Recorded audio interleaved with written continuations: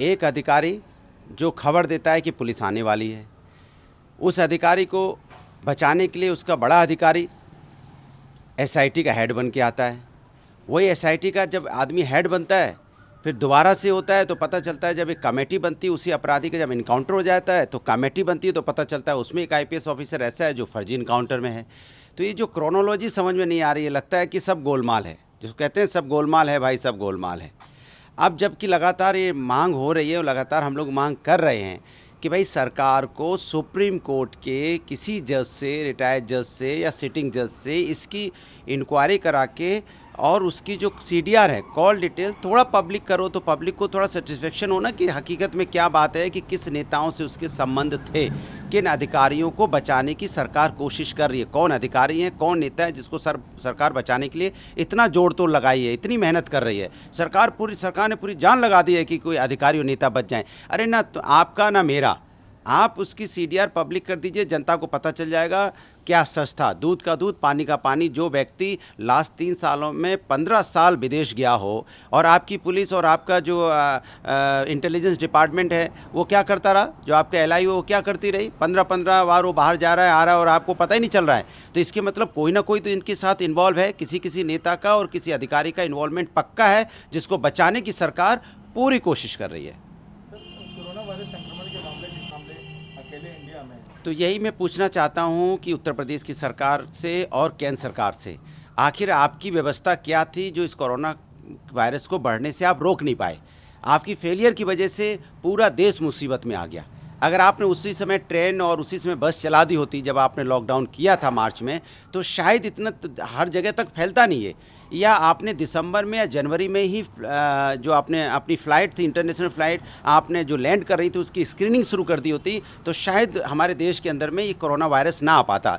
Bharatiya Janata party के साथ मुसीबत ये है कि पहले देश के अंदर मुसीबत ले आते हैं, जब मुसीबत आ जाती है तब फिर दोष देने लगते हैं दूसरों का, जनता का दोष देना शुरू होता है। जनता की गलती नहीं है, न इस देशवासियों की गलती है, गलती सरकार की है, जो सरकार ने जनवरी में स्टेप नहीं लिया और मार्च में जब लॉकडाउन किया तो पहले 2 दिन का मोहलत नहीं दी, जिससे सब लोग अपने गांव घर पहुंच जाते। बाद में सारे पैदल चले हैं और कोरोना जो संक्रमित थे वो पैदल अगर चले हैं तो दूर दूर तक ये कोरोना वायरस फैला है। ये मैं सरकार से जानना चाहता हूँ कि आपकी गलती की सज़ा पूरा देश भुगत रहा है। इस सरकार को, जनता को जानना चाहिए। अनलॉक 1 और 2 के बाद में सरकार ने नए तरह का जो लॉकडाउन लागू किया कि हर हफ्ते नहीं, हमने तो अभी सुना है कि शायद न्यूज़ देख रहा था कि 13 तारीख से 23 तारीख तक है। एक बार काट के देखो, मैं सही पूछ रहा हूँ जो न्यूज़ है। 2 के बाद में सरकार ने जो फैसला लिया है, एक नए तरह का लॉकडाउन होगा जो हर हफ्ते शनिवार और रविवार को बंदी रहेगी। देखिए, सरकार को ऐसा फैसला लेना चाहिए कि जिससे कि कम से कम 50% एम्प्लॉयमेंट पे काम करे और जो संस्थाएं हैं वहाँ पे जितनी से काम चल जाए उतने एम्प्लॉय को बुलाए, 2 दिन 3 दिन या 4 दिन कुछ परसेंटेज कम कर दे और थोड़ा रिस्ट्रिक्शन कर दे, जिससे कि कोरोना वायरस संक्रमण को फैलने से कम्युनिटी फैलने जो होता है ना, कम्युनिटी में पूरी तरह ना फैल पाए। तो इसलिए उसको, मुझे लगता है कि सरकार को थोड़ा सा जो स्ट्रेंथ है एम्प्लॉय की वो कम करनी चाहिए ऑफिसों में। सर, भारत चीन सीमा पे जिस तरह से डीजी बीएसएफ और आईटीबीपी के जो है एसएस देशवाल जी, जब उनसे सवाल किया गया तो उनका जवाब था कि हमारे पास जितना भी लैंड है इस समय सब हमारे पास। देखिए, मुझे तो सरकार की बात कुछ समझ में कभी कभी नहीं आती है कि आखिर सरकार देश के साथ क्यों खेलती है, देश के साथ क्यों भाई।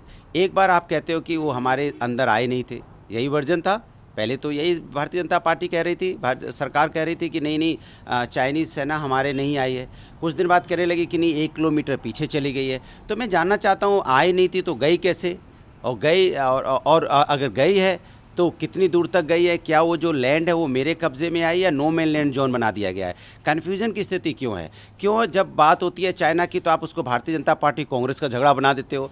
वो भारतीय जनता पार्टी चिल्लाने लगती है कि उन्होंने 90 लाख रुपया कांग्रेस ने लिया था, वहाँ से चंदा लिया था चाइना ने, और कांग्रेस कहने लगती है कि भारतीय जनता पार्टी की। तो मैं कहता हूँ भारतीय जनता पार्टी जितनी दोषी है उतनी दोषी कांग्रेस भी है चाइना के लिए, और कांग्रेस जितनी दोषी है उतनी दोषी भारतीय जनता पार्टी है। दोनों लोगों ने देश के हित के लिए काम नहीं किया। चाइना को नंबर 1 दुश्मन हमेशा से समाजवादी लोग हमेशा से बोलते आए। आदरणीय नेताजी ने तो डे 1 से बोल रहे हैं कि चाइना हमारा दुश्मन नंबर 1 है, लेकिन सरकार ने, भारतीय जनता पार्टी की सरकार ने सुना नहीं। इन्होंने मूर्ति भी वहाँ से बनवाई, हमारे मूर्तिकारों का भी अपमान किया। 3,000 करोड़ की मूर्ति उन्होंने सरदार पटेल की चाइना से बनवाई, तो मैं पूछूंगा कि आपने 3,000 करोड़ रुपये चाइना को क्यों दिए?